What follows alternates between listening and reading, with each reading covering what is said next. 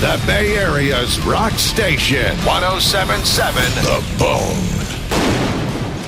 Well, let's start talking about the board, because they were saying that you guys are recording all the live shows, and your engineer Mike is posting them for sale for something really cheap, like $9.95, within a day or two of each show. Yeah, I think pretty much the next day you can get whatever show you went to if you want. Or a show that you didn't go choose to, right? Yeah, but not St. Louis. No? No, don't buy that one. Oh, was it not fun? I'm kidding. You can buy that one if you want, but that was the day my voice was had fallen victim to bronchitis. I had it for about 3 or 4 weeks. It's now getting really good, back to normal. But man, St. Louis was it might be a collector's item, because it was, I'd have to say, the worst gig of my life. Awesome. Yeah, totally. It was a great way to start the interview. I think we just sold a lot of St. Louis shows all of a sudden. But What would be the best what? show if they're getting St. Louis? It's how it is. So it's far. what it is. It's kind of tough. Lars. If he breaks a finger, he can't really play. My throat is bad.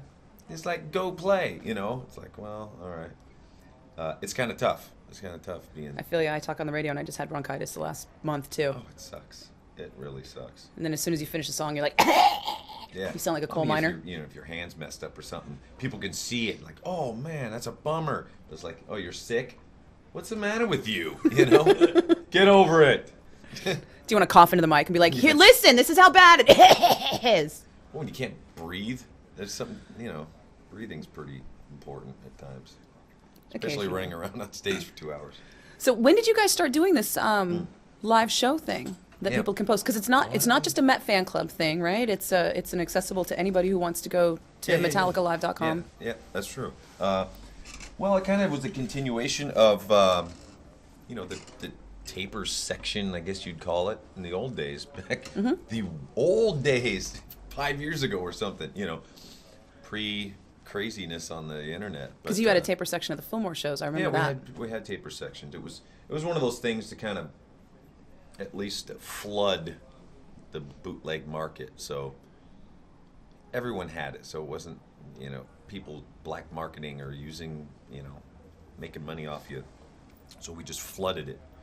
And this is essentially the same as that, except we've got high quality stuff. So yeah, he records every show, and we can listen to it while we're showering after the show going, oh my God. Do you? No, sometimes we do, depending on how close he is. Like, dude, I don't want to hear that again. I just went through it. No. It's like, play the chorus of this. I think we finally hit the tempo right or something. It's good. You come in and you can kind of mirror what you did. And, we live in the moment and tend to just kind of go, okay, next. But yeah, it's a great way to, even if you didn't go to a show, or say you brought your kid to a first show, you can buy it or whatever. But, it's not like a big marketing thing. It's just available, Well, and you guys have a reputation for, being less than internet music accessible friendly. So I think this kind of counters that quite a bit. Well, I don't know how that started. Where that started, yeah. No, it certainly had to do with the N word. But, for us... And the L word. Yeah, it's all his fault, right? No. We've been... our fan club has been, I'd say... it is the best fan club I've ever seen. It's the only one I'm in, but I'd say the internet has been the best thing that's happened to us as far as the fan club goes. Mm-hmm. Well, I know the Met fan kids love it with all the updates and their secret sections and stuff like that. You guys really do pack a punch with a fan club, I'll tell you that.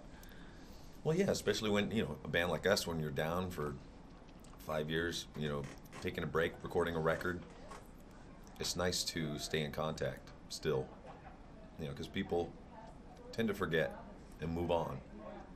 So it's nice to keep in contact. Well, and you guys are almost directly involved. There's maybe one layer between you and Met Fan Club at all times on regular updates, and then you guys take time to get on the site and answer questions and stuff, right? Well, I know Lars really, really likes to know what people think. A lot of times I'll be, what's the word? kind of the way Kirk is all the time. Pleasantly, just Blissfully ignorant. yeah, basically that. No worries. And once you start reading about it, you start worrying. So I it's kind of at times the chat room is like two pit bulls. You just throw them in a room and close the door, and they have fun going at it. And at the end of the day, it's like okay, they're arguing about which album's the best, and they're both right. I mean, it's fun. It's fun stuff like that. But as far as information and things like that, we like to obviously be the first ones to break it to our fans. I think there's no winning argument in what is metal or who is the best. That just seems to rage on message boards around the world endlessly, day and night. Drives me insane. I couldn't fine. read it. I don't know how Lars can read it. No. He likes to know. So.